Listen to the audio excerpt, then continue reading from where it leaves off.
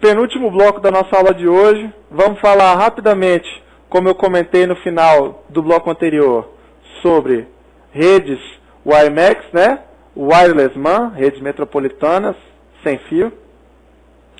E essas redes, se Deus quiser, vão chegar aqui no Brasil em breve com bastante abrangência. E aí é o seguinte, essas redes utilizam 802.16, tá? Tem um padrão de norma, já um conjunto de várias normas que tratam, né, padrões de transmissão, intercomunicação, tem uma série de coisas já sobre o WiMAX, né, está disponível já em alguns países interessantes. Você tem duas topologias básicas, né, que é o ponto multiponto. Você tem uma estação base que provê o acesso a uma determinada área, tá? Você pode pensar nisso como a mesma coisa de um acesso ao access point, né? A estação base vai fazer a intermediação de comunicação lá dos nós da rede, tá?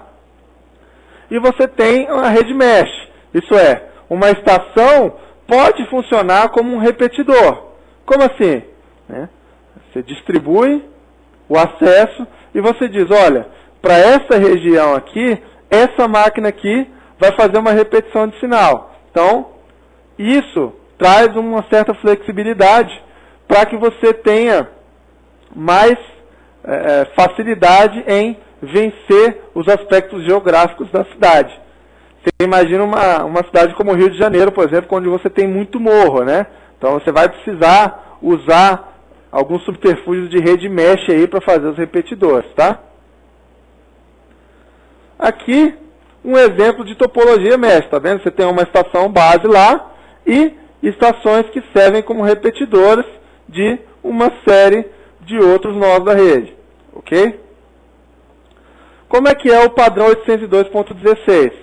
A especificação do original padrão, ele vai trabalhar entre 10 e 66 GHz. Olha a diferença de espectro, pessoal. Na rede 802.11, né, o B e o G trabalham só entre 2,4 e 2,485. E, no caso do 802.11a e N, ele vai usar entre 5 e 5,1.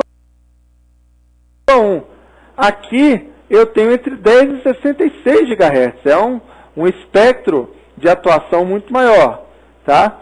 No padrão 802.16, o padrão original, ele foi pensado para banda larga. Então o que acontece? O modem fica fixo. E ele precisa de quê? De line of sight. O que é? Visão a estação base. Como assim? Lembra a sua antena de TV, lá do seu operador de TV por satélite?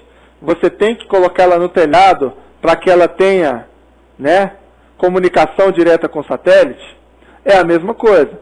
Você tem que colocar a antena de forma que ela tenha, né, campo de visão até a estação base. Então o que acontece? Por causa disso você vai ter pouca ou nenhuma mobilidade, tá?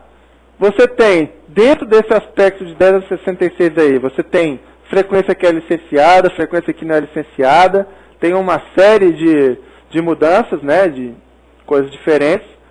O frame, a rede 802.16, foi pensada para otimização de comutação por pacote, tá? Então você tem toda montagem de frames, a forma como a rede é constituída é pensando em usar comutação por pacote, né? Então você vai ter um ganho de performance importante quando você usa redes IP, por exemplo, né, que vai ser o padrão. O padrão 802.16 também prevê suporte à qualidade de serviço. Nós não vamos entrar no detalhe de como isso ocorre, mas você pode pensar mais ou menos como as redes ATM. Lembra que ele tem algumas classes de serviço lá, a AL1 até a AL5, né, com bitrate constante ou variável, né, bitrate available. Você tem uma série de tipos de serviço que podem ser alocados, tá? É mais ou menos o mesmo princípio com outros nomes, ok? A largura de banda do padrão 802.16 também é variável, tá? Não é fixo. Você pode variar conforme a demanda ou conforme o acordo que você tem com o provedor e etc, tá? O acesso ao e-mail, em maneira geral, é feito por divisão de tempo, ou em alguns outros casos por divisão de frequência. A mesma coisa, pensa aí celular TDMA, tá? É divisão por tempo. Não vamos precisar entrar nesse detalhe aqui, tá? E, conforme eu falei, a largura de banda é variável e pode ser dinâmica, né? Ele pode se adaptar à demanda daquele nó da rede. A família 802.16 tem várias, né, especificações. Você tem de A até M hoje já. E alguns são variações dos protocolos de transmissão propriamente dito, e outros são mecanismos de gerência, mecanismos de comunicação com outras redes, etc. Para fazer um resuminho básico, 802.16 original, frequência entre 10 e 66, não foi projetado para ser móvel, tá? A velocidade teórica entre 32 megabits e 134 megabits, olha aí a diferença. Você em casa hoje tem no máximo, né, 12 megabits, ou um outro provedor aqui oferece 20. Né? Isso você pagando muito aqui. E olha a diferença de velocidade, né? A distância típica, né, desse padrão original varia de 1,5 até 5 km de alcance. Tá legal? O 802.16a é um pouquinho diferente. Pode ver que o espectro dele de atuação muda. Ele vai de 2 a 11 GHz. Ele também foi projetado para não ser móvel.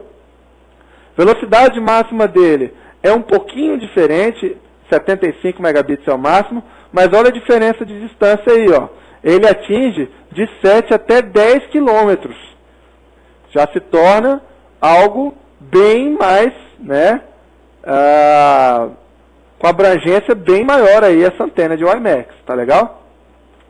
E um outro padrão, também da família, é o 802.16e. Qual é a grande diferença dele para os outros?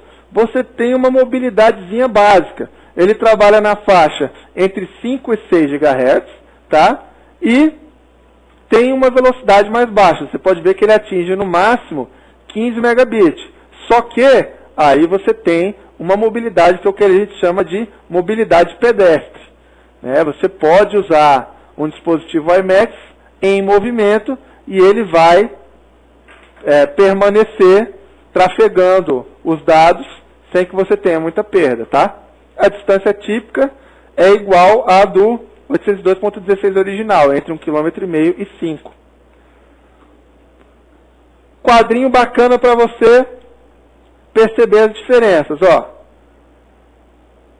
Varredura de frequência, você pode ver que cada um tem um range diferente, tá vendo?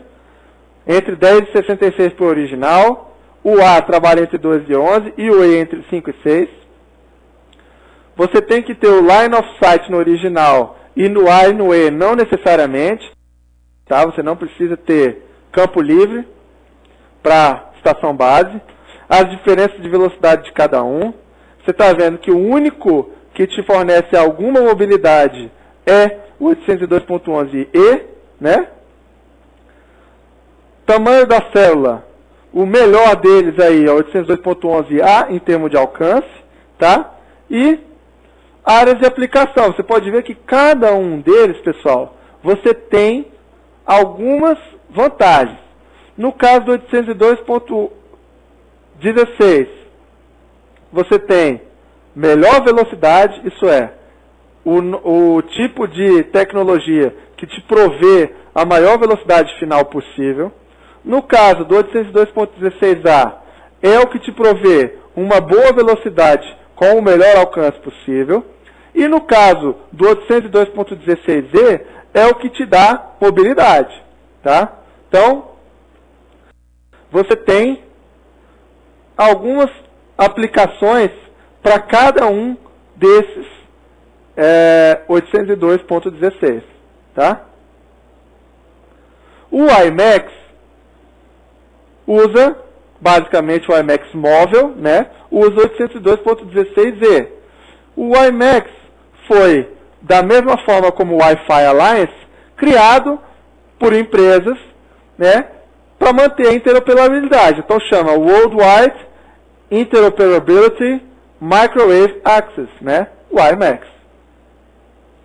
Ele se baseia no conjunto de normas da 802.16 e gerou, basicamente, duas normas.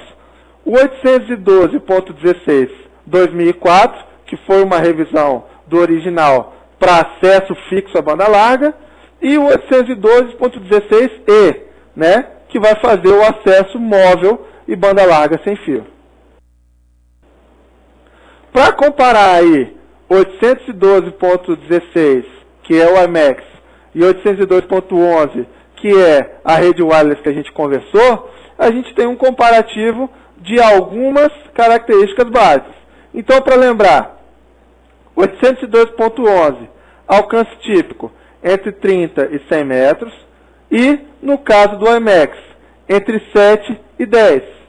Ok? Qual a diferença? Básica, né, pessoal? Aqui você só vai poder usar 802.11 para uma rede LAN. Quando você precisa de um alcance maior, WiMAX.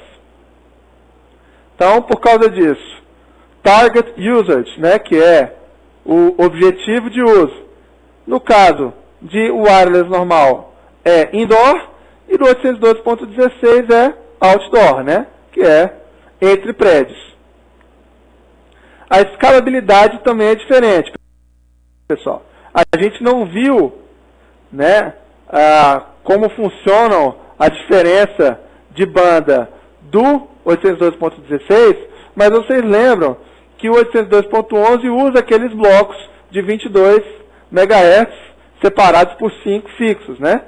No caso do WiMAX, essa largura de banda é variável e pode ser adaptado para cada usuário. A velocidade do WiMAX hoje é superior comparado ao padrão G, né? E é mais ou menos equivalente no mundo real ao padrão N, sendo que você tem uma distância, um alcance de acesso muito maior. O uso de QoS no 802.11 só é possível se você usar o 802.11e, e no 802.16 você tem uso de diferenciação de serviço de QoS. Então, você tem um tipo de uso diferente, né? O 802.16 é preparado para ser mais escalável em termos de QoS. Tá? E em termos de custo, ambos são, tem licença free, né? Licença gratuita. Tá? Pessoal, aqui termina o nosso bloco, nossos blocos de explicação. Próximo bloco a gente já fala dos exercícios de fixação. Vocês vão ver como é que essas coisas estão caindo na prova. Tem questão do CEF, tem questão da ESAF e tem questão do FCC para todos os gostos. Então, espero vocês no próximo bloco para a gente continuar falando de wireless.